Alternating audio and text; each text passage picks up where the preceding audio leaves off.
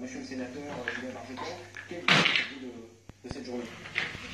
Les manifestations ont continué. Moi, j'estime quand même que par rapport aux mobilisations de départ, on est toujours dans cette décrue que nous avions constatée. Il y avait 300 000 personnes à peu près au début.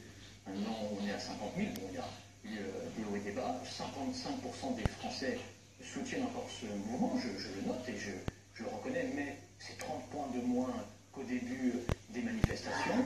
Et il y a une partie des gilets jaunes qui ne sont plus là parce qu'ils ont été...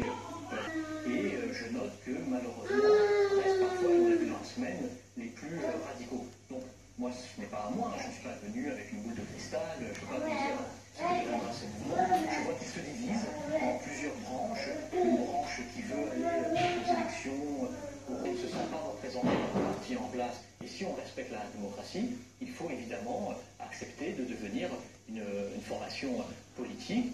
Je pense que le grand débat qui s'ouvre est un temps fort de ce début d'année. Les sujets concrets des Français sont sur la table et ils l'ont posé notamment sur l'éloignement entre les emplois et l'habitat, parce que quand même, avec tout ça, les commerçants et les patrons souffrent beaucoup. Et puis, une attaque contre un ministère, ce n'est pas acceptable.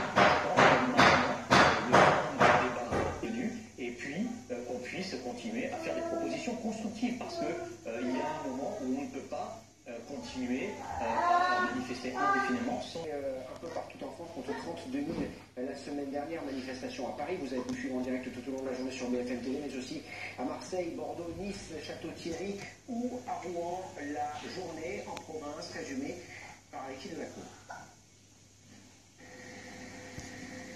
Le fluo dépasse de la portière, klaxons et alarmes retentissent sur leur passage. Ces gilets jaunes de Nice mènent une opération escargot en plein centre-ville. On est le week-end, on délaisse un peu notre famille, on délaisse un peu toutes les tâches qu'on a à faire à la maison. On n'est pas fatigué, on n'est pas fatigué. On lâche rien. On lâche rien, on est là, on est sous le tas. À plus de 1000 km de là, même moyen d'action dans les rues de Château-Thierry. On nous prend pour des radicaux pratiquement maintenant. On veut nous faire partir de nos ronds-points.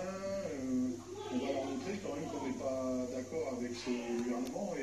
Eh bien, les images de cette porte avec cette planche en bois ici qui sert à calfeutrer les deux trous qui sont à l'intérieur dans cette porte. La scène a été violente et soudaine parce que ce groupe est entré ici, vous l'avez dit, avec un engin de chantier, un tire-palette pour être précis, abandonné quelques dizaines de mètres plus loin dans la rue du ministère. Benjamin Griveaux, le secrétaire d'État auprès du Premier ministre, s'est présenté tout à l'heure à notre micro. Je vous propose de l'écouter. Il revient sur sa conclusion et l'évacuation du ministère. Écoutez-le.